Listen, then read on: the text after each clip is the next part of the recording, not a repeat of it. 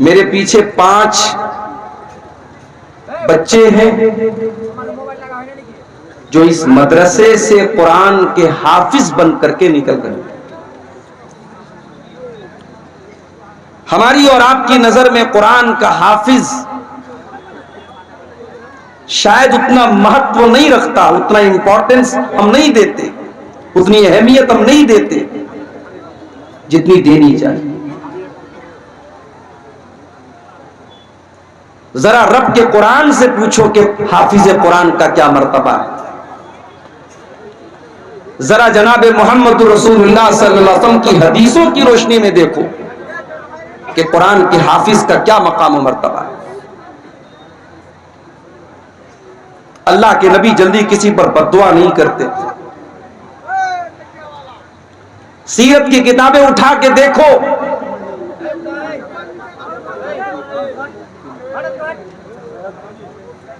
अल्लाह के नबी के ऊपर बहुत तरीके के जुल्म और सितम हुए मगर आपने बद्दुआ नहीं। बहुत रेयर केस ऐसा मिलता है, बहुत शाज़ और नादिर ऐसे वाक़यात मिलते हैं जहां अल्लाह के रसूल की जबान से बद्दुआ के अल्फाज निकलते।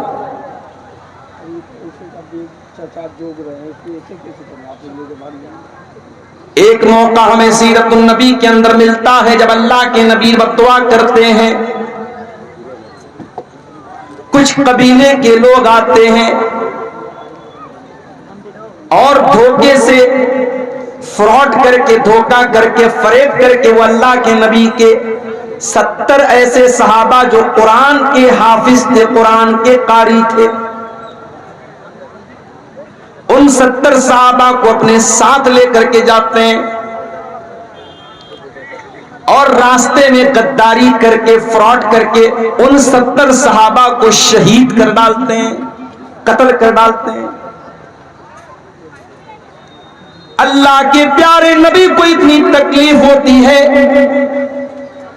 1 महीना कंटिन्यू आप नमाज में कुनूत नाज़िला पढ़ते हैं।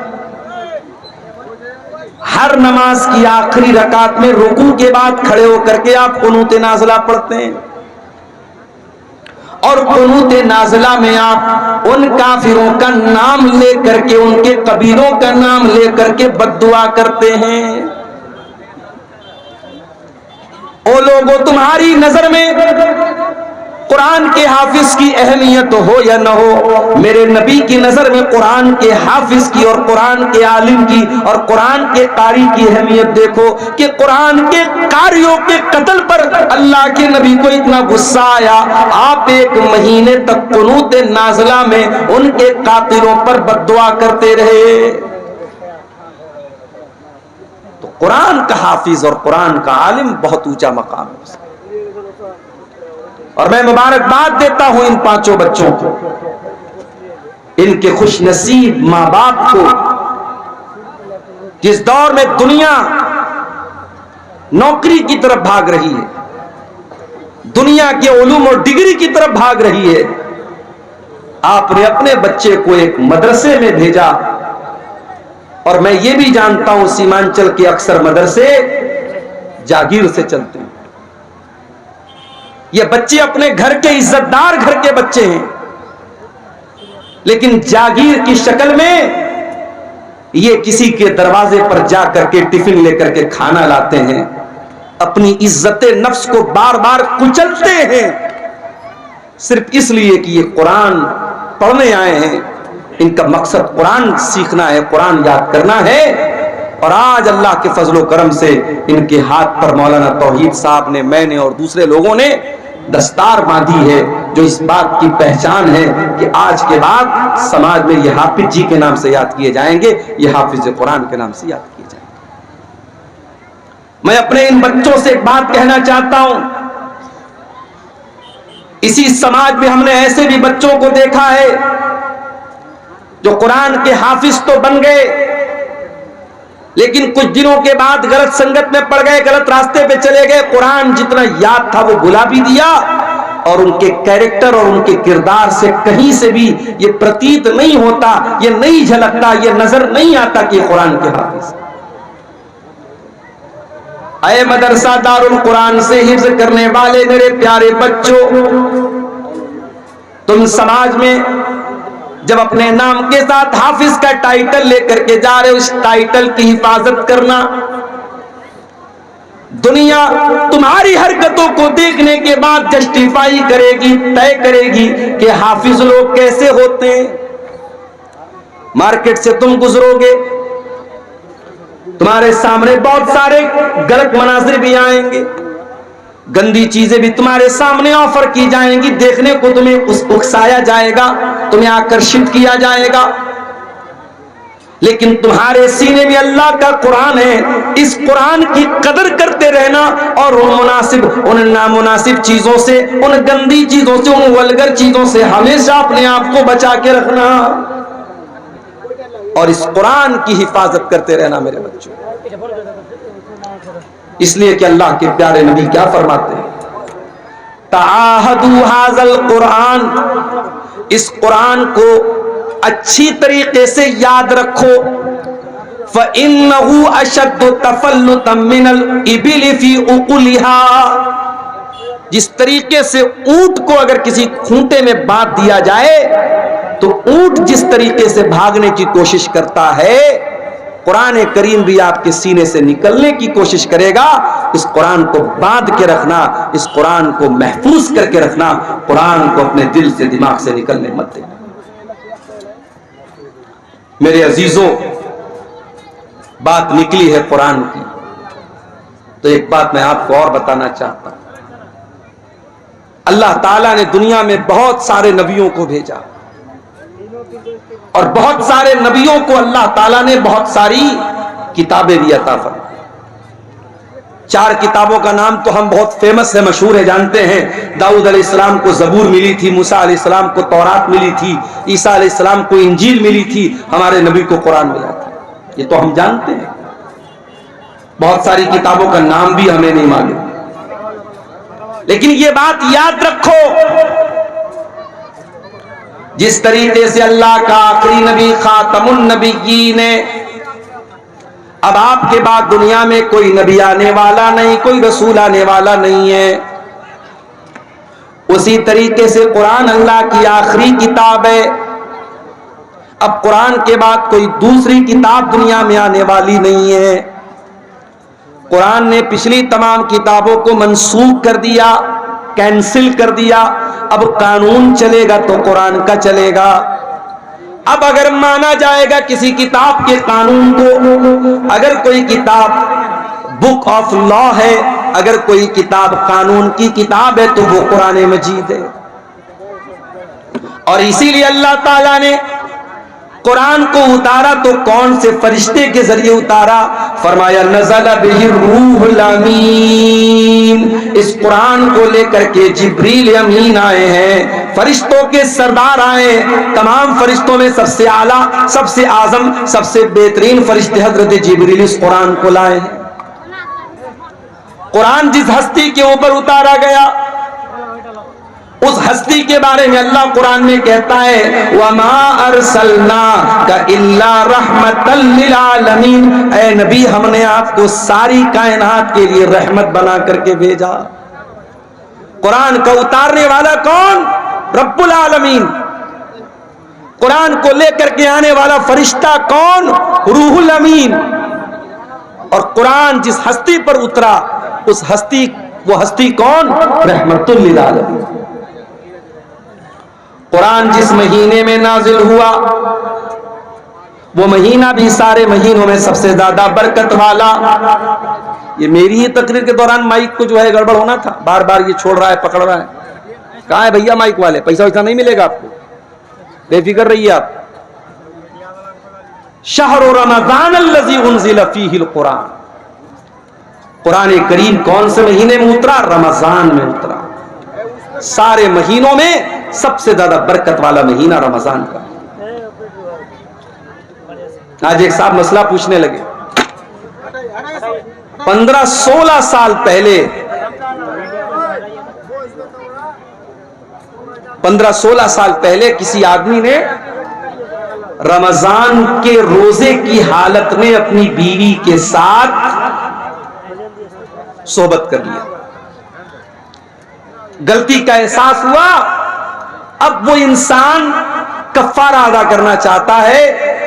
मेरे पास मसला आया, मौलवी साहब कफ्फारा क्या है? मैंने कहा 60 दिन कंटिन्यू रोजा रखना है, एक दिन की भी गैपिंग नहीं।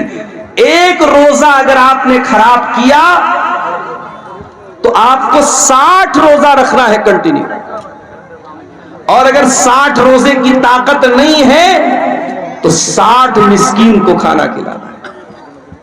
ये रमजान के रोजे की अहमियत, और रमजान के रोजे में अगर कोई ये गलत काम कर देता है तो उसकी इतनी बड़ी सजा है। तो कुरान उतरा है रमजान के महीने, फिर रमजान के आखिरी अशरे की किसी एक रात में कुरान उतरा है। वो रात भी तमाम रातों में सबसे अफजल है। इन्ना अंज़लनाहु फी लैलतिल क़द्री व मा अदराका मा लैलतुल क़द्री लैलतुल क़द्री खैरुम मिन अल्फि शहर। ऐ नबी, इस कुरान को हमने लैलतुल क़द्र में उतारा है, और आपको क्या मालूम कि लैलतुल क़द्र क्या है? लैलतुल क़द्र 1000 महीने से अफजल है। 1000 महीना कैलकुलेटर पे कैलकुलेट करो, तकरीबन 84 साल बनते हैं। एक रात जिस रात में कुरान उतरा है, उस एक रात की फजीलत यह है कि वो एक रात अल्लाह ताला के यहां 84 साल से बेहतर है। यह है कुरान का मकाम। हमने कुरान को बड़ी आसानी से हासिल कर लिया है, इस कुरान की कदर हमको नहीं मालूम है। ये कुरान बहुत बड़ी दौलत है अल्लाह ताला की। ये कुरान अल्लाह ताला की बहुत बड़ी नेमत है मेरे भाइयों। ये कुरान हमें और आपको मिला है। इस कुरान की कदर करो, इस कुरान की वैल्यू को समझो, इस कुरान की कीमत को समझो।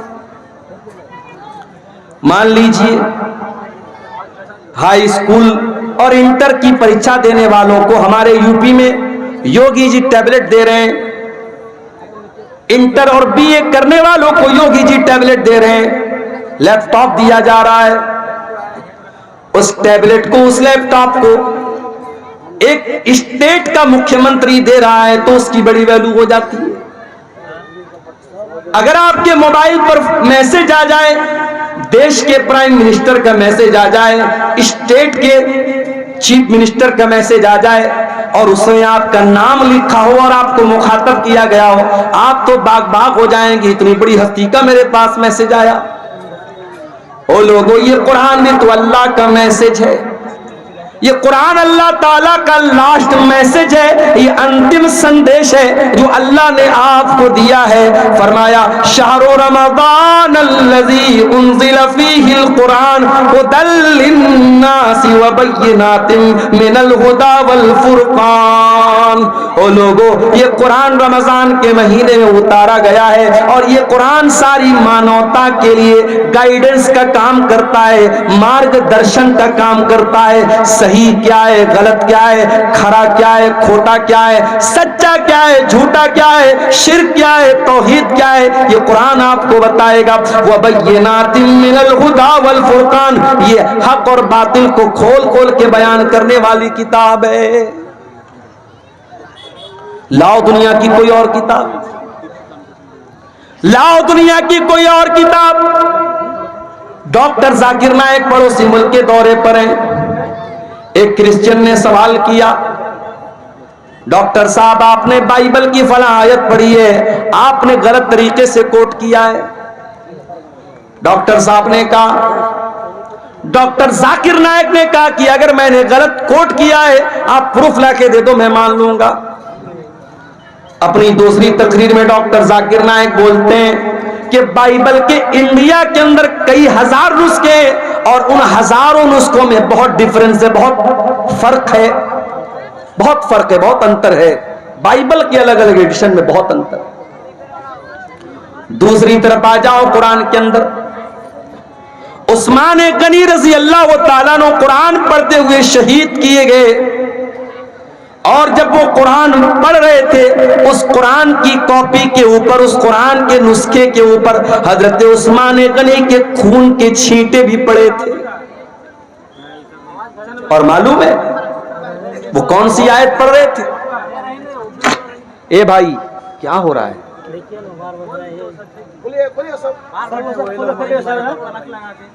जो भी जिसकी वजह से डिस्टर्ब हो रहा निकाल फेंको उसको, एकदम कोई मुरब्बत नहीं, निकाल दो उसको। और एकदम खामोशी के साथ तकरीर सुनने दीजिए, डोंट डिस्टर्ब, बिल्कुल डिस्टर्ब।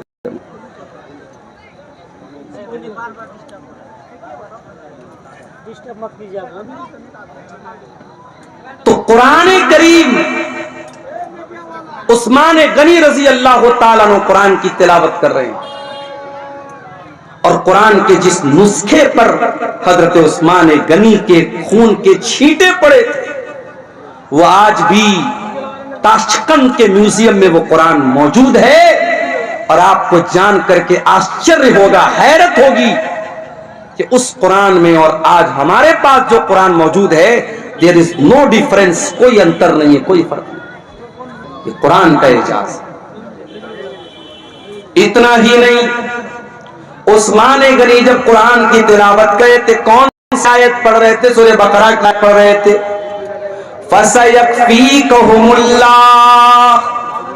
वहुवस समीउल अलीम। अल्लाह ताला इनके लिए काफी हो जाएगा, अल्लाह इनसे इंतकाम ले लेगा, इनसे बदला ले लेगा। अल्लाह सब कुछ सुनने वाला, सब कुछ जानने वाला है। उस्मान गनी कुरान की तिलावत कर रहे हैं और कुरान की यही आयत वो पढ़ रहे हैं, उसी हालत में उनको ज़बा कर दिया गया, शहीद कर दिया गया। उस्मान गनी कुरान से बहुत मोहब्बत किया करते थे, बहुत मोहब्बत किया करते थे।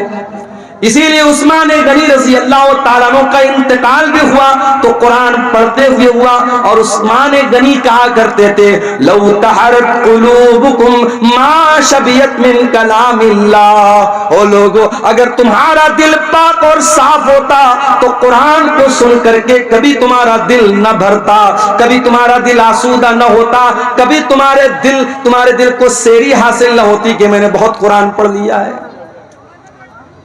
मेरे नौजवान साथियों, जरा अपने अपने गिरेबान में झांक के बताओ, आखिरी बार तुमने कुरान कब पढ़ा? हर शख्स अपने ऊपर गौर करे, उसने आखिरी बार बैठ करके आधा घंटा कुरान कब पढ़ा था, जरा बता देना मुझे। अब अगर मैं ये पूछूं कि आखिरी बार तुमने व्हाट्सएप कब देखा था, कहोगे 10 मिनट पहले। मैं पूछूं आखिरी बार तुमने फेसबुक पर रील्स कब देखी थी? मौलाना साहब अभी तकरीर सुनने के पहले तो देखी थी। तुमने लास्ट टाइम यूट्यूब के शॉर्ट्स कब देखे थे?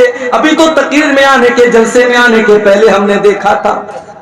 यूट्यूब के लिए टाइम है, फेसबुक के लिए टाइम है, इंस्टाग्राम के लिए टाइम है, सोशल मीडिया के लिए टाइम है। अगर टाइम नहीं है तो कुरान के लिए टाइम नहीं है। हो लोगों, ये दिल मुर्दा हो चुके हैं, ये दिल कठोर हो चुके हैं, ये दिल सख्त हो चुके हैं। हमारे दिलों को कुरान अब अच्छा नहीं लगता, हमारे दिलों को कुरान, हमारे दिलों के ऊपर कुरान का असर नहीं होता है। अरे हमारे दिल की क्या हैसियत है? हमारा दिल तो गोश्त पोस्त का बना हुआ मुलायम सा दिल होता है। कभी बकरा खस्सी ज़बा करते हैं आप, या बड़ा जानवर आप ज़बा करते हैं, देखा होगा आपने दिल कितना बड़ा होता है, दिल की क्या हैसियत होती है। हमारा दिल तो गोश्त पोस्त का मामूली बना हुआ दिल है। अल्लाह कुरान में कहता है, कुरान के 28वें पारे में कहता है, सूरह हश्र की आयत नंबर 21 में कहता है, लौ अंज़लना हाज़ल कुरान अला जबलिन लरअयतहु खाशियम मुतसद्दिअम मिन खशियतिल्लाह। ओ लोगों, इस कुरान को हमने किसी पहाड़ के ऊपर भी उतारा होता तो पहाड़ भी अल्लाह के खौफ से रेजा रेजा हो जाता, पहाड़ भी अल्लाह के खौफ से चूर चूर हो जाता, पहाड़ भी कुरान को सहन न कर पाता। ये कुरान इतनी ताकतवर किताब है, इतनी पावरफुल किताब है। वतिलकल अम्सालु नदरिबुहा लिन्नासि लअल्लहुम यतफक्करून। ओ लोगों, तुम्हारा परवरदिगार मिसालें बयान कर रहा है, तुम गौर क्यों नहीं करते? उमर इब्न खत्ताब को देखो, इस्लाम के बड़े कट्टर दुश्मन हैं, अभी इस्लाम कबूल नहीं किया है, इस्लाम के बड़े कट्टर दुश्मन है उमर बिन खत्ताब। एक दिन खाने काबा के पास से गुजर रहे हैं, अल्लाह के प्यारे नबी कुरान की तिलावत कर रहे हैं, उमर फारूक के कानों में कुरान की आयत पहुंचती है।